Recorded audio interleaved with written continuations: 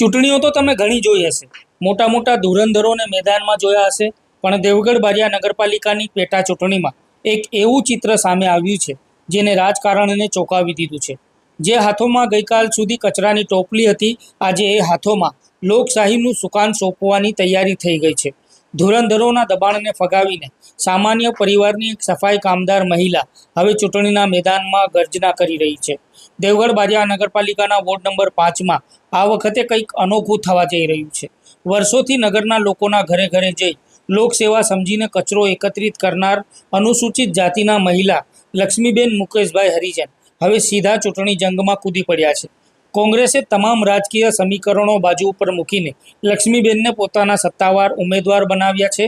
દેવગઢ બારિયાના રાજકારણની વાત કરીએ તો તાજેતરમાં જ ભાજપના 6 બળવાખોર કાઉન્સિલરોને પક્ષમાંથી 5 વર્ષ માટે સસ્પેન્ડ કરાતા આ બેઠકો ખાલી પડી હતી અને ત્યાં 6 બેઠકો ઉપર હવે પેટા ચૂંટણી યોજાઈ રહી છે.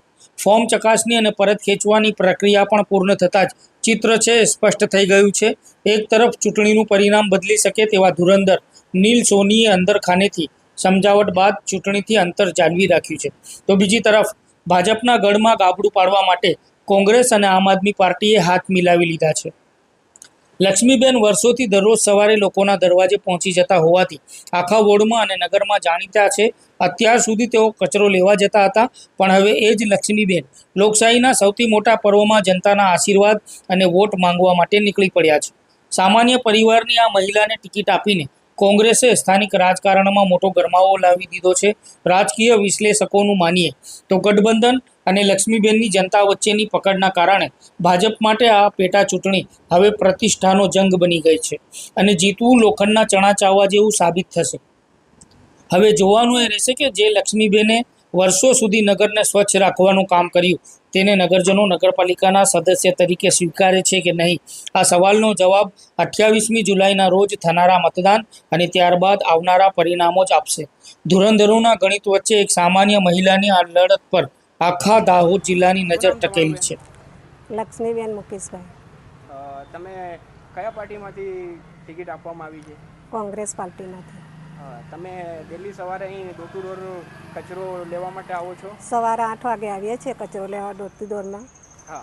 અને હું કોંગ્રેસ પાર્ટીમાંથી ઊભી રહી છું 5મા વોર્ડમાં.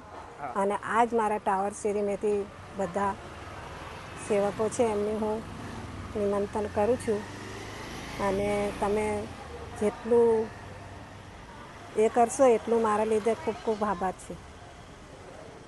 આજ વિસ્તાર લાગે છે તમને? હા, આજ વિસ્તાર લાગે છે. કયા વિસ્તારમાં કચરો લેવા જાવ છો? હું લાલા પાર્ક, મિત્રમિલ સોસાયટી, ટાવર શેરી, સુતારવાડો, કન્યા શાળા અને મોતીપુરા, ખોસપોળી, ચોગનિયા મેં મારા 5મો વોર્ડ છે અને મને કોંગ્રેસ પાર્ટીએ મને ટિકિટ આપી છે અને હું એમની જ જોડે રહેવા માગું છું. શું તમે ડેલી રોજે કચરો લેવા આવો છો ડોર ટુ ડોર?